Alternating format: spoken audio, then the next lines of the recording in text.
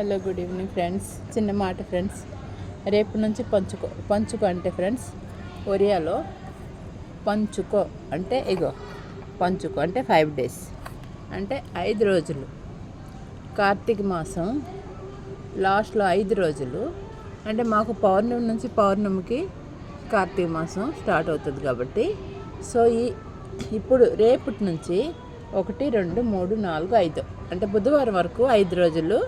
ఒకవేళ నెల మొత్తం కుదరకపోయిన వాళ్ళు, పూజ చేయకపోయిన వాళ్ళు, ఇంట్లో ఒకవేళ పూజ చేయడానికి ఏమైనా ప్రాబ్లం వచ్చినా, జాబ్ చేసిన వాళ్ళకి అంటే పూజ చేయకపోయినా ఫ్రెండ్స్, వాళ్ళు ఎవరైనా, మీరైనా నేనైనా ఎవరైనా కావచ్చు, కొన్ని కారణాల వల్ల పూజ చేయకపోవచ్చు.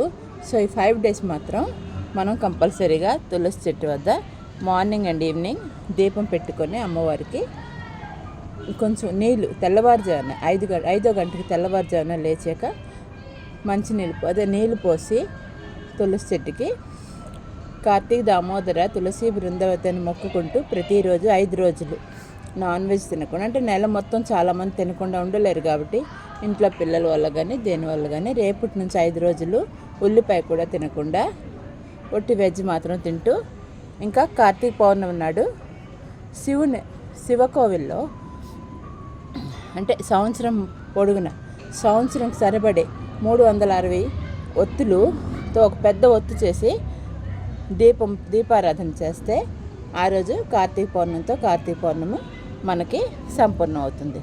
సో ఆఖరి రోజు కార్తీక పౌర్ణమి నాడు శివకోవిల్లో 360 ఒత్తులు, ఇంకొక 5 వేసేయండి, ఒత్తులు వేసి 365 ఒత్తులు వేసి శివుని వద్ద దీపం పెట్టి కార్తీక పౌర్ణమి మనం సంపూర్ణం చేసుకుంటాం. ఇంకా ప్రతిరోజు కార్తీకంలో కథ ఉంటుంది కదా, దానికి ఒక పుస్తకం, ఆ కథ చదువుకుంటాం.